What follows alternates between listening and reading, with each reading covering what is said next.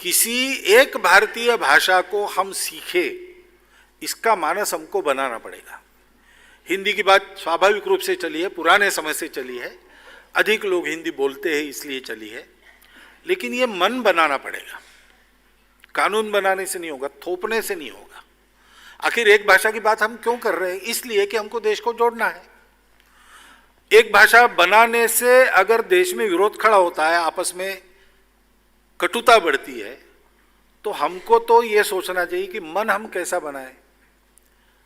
मेरा अनुभव ऐसे कहता है, हिंदी ठीक है, कोई दिक्कत नहीं है, लेकिन हिंदी में काम करना पड़ता है देश में अधिकांश भाग में, इसलिए अन्य प्रांतों के लोग, बहुत से लोग हिंदी सीखते हैं। हिंदी प्रांतों के लोगों का हिंदी में चल जाता है, इसलिए वो दूसरी भाषा नहीं सीखते। क्यों ना हिंदी बोलने वालों ने भी दूसरे किसी प्रांत की एक भाषा को सीखना चाहिए,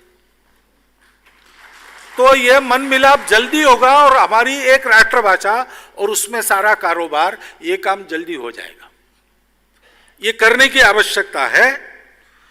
संस्कृत के विद्यालय घट रहे हैं और महत्व भी नहीं दिया जाता। कौन नहीं देता? हम महत्व नहीं देते, इसलिए सरकार भी नहीं देती। अगर हमारा आग्रह रहे कि अपनी परंपरा का सारा साहित्य लगभग संस्कृत में है, तो हम संस्कृत सीखे, हमारे बच्चे सीखे, कम से कम बोलचाल कर सके, इतना सीखे। इस दिशा में लगे हैं संघ के स्वयंसेवक। संस्कृत के प्रचार के 2-3 काम चलते हैं, अच्छे पल्ले बढ़ रहे हैं।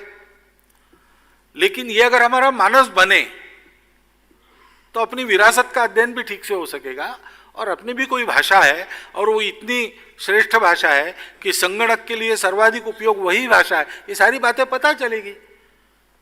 ये गौरव बनता है तो समाज में उसका चलन बढ़ता है, चलन बढ़ता है तो विद्यालय भी फिर से खुल जाते हैं, पढ़ाने वाले भी मिल जाते हैं, नीतियों को भी समाज का मानस प्रभावित करता है।